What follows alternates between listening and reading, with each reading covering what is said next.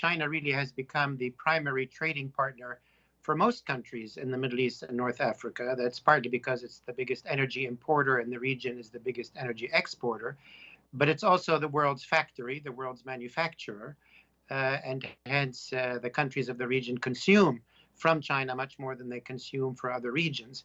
Historically, the region used to be oriented economically first to Europe and then to the United States for many years. It's very, very clear that the region economically is much more oriented towards China now and in the future. That, of course, as some of your guests has mentioned, also involves a lot of high-tech issues, artificial intelligence,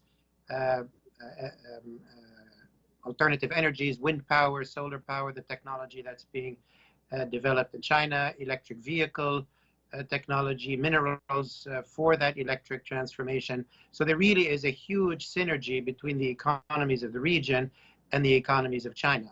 The transformation, I would say, in a very normal way, this boosts the economies of the region. This is places where they can export their own products, energy and others. It's a country from which they can import high quality, low cost products for their own economies.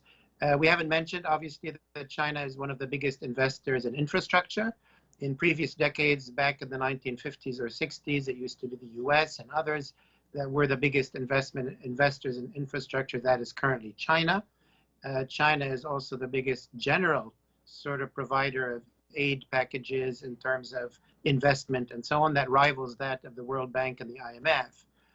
So really, China economically, financially, infrastructure-wise, casts a very, very long shadow and makes the region or the world, at least in the economic sense, a multipolar world.